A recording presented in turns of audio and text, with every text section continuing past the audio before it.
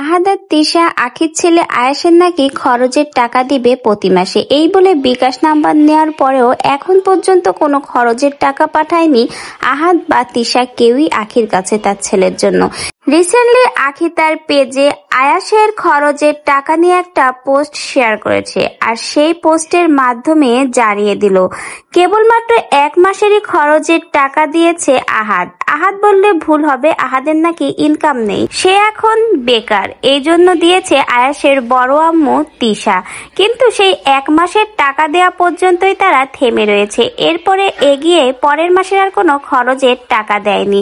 তো রিসেন্টলি আখি কিন্তু একটা পোস্ট শেয়ার করেছে তার পেজে এবং জানিয়ে দিল এত যে আয়াসের টাকা নিয়ে নাচানাচি মাখামাখি বিকাশ নাম্বার নিয়ে টানাটানি, তাহলে কেন এখনো আয়াসের খরচের টাকা পাঠায়নি।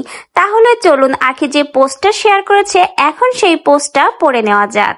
আয়াসের খরচের জন্য এত কিছু, তারা সেই 30 তারিখে বিকাশ নাম্বার নিয়েও আয়াসের খরচ দেয় নাই, আজকে আমি না করে দিয়েছি, আমার কোনো কাবিনের টাকাও লাগবে না, মাফ করে দিলাম। আয়াসের বাবা নাকি আয়াসের খরচ 7,000 টাকা দেওয়ার মতো অ্যাবিলিটি নাই, যেহেতু নাই তাই দেওয়াও লাগবে না। এরপরে কিন্তু আখি আরেকটা কমেন্টের রিপ্লাই দিয়েছে, সেখানে লিখেছে আয়েশের বাবা নাকি এখন কোনো ইনকাম নাই, এখন নাকি তার বউ সব খরচ চালায়, তার বউ নাকি আয়েশের খরচ দিবে, এই খরচ দরকার নাই, আমি এখনো মরে যাইনি। আখি কিন্তু এই পরপর 2টি পোস্টই শেয়ার করেছে তার পেজ থেকে এবং এই পোস্টের মাধ্যমে কিন্তু আখি জানিয়ে দিল আয়েশের খরচের টাকা সে নিবে না, মাফ করে দিয়েছে, এমনকি তার কাবিনের টাকাও নাকি সে মাফ করে দিয়েছে। যেহেতু আয়াসের বাবা বেকার, কিছু করে না, তিশার কাছ থেকে টাকা নিয়ে নাকি আয়াসকে দিতে হবে, এজন্য তিশার টাকা আখি কখনোই নিতে চায় না, এজন্য তাদের কোনো ইনকাম পাতি নাই, তাই আখি তাদেরকে মাফ করে দিয়েছে। আয়াসের খরচের টাকা দিবে না সেটাও কিন্তু আখি জানিয়ে দিয়েছে।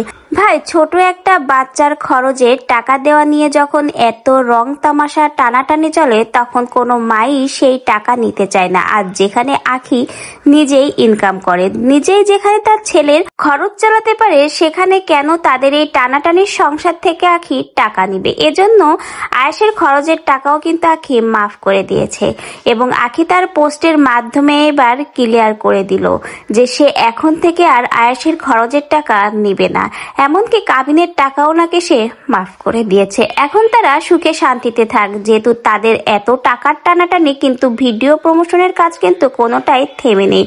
দেখা যাচ্ছে নিত্য নতুন ভিডিও প্রমোশন, বাইরে যাওয়া যায়, সবকিছুই করছে, শুধুমাত্র আয়েশের খরচের টাকা দিতে গেলেই নাকি তাদের টানাটানি বেঁধে যায়। তো ভিউয়ার্স, আখি কিন্তু শেষমেশ জানিয়েই দিল যে আয়েশের খরচের টাকা এখন থেকে আর আহাদ বা তিশা কারো কাছ থেকেই নেবে না আখি।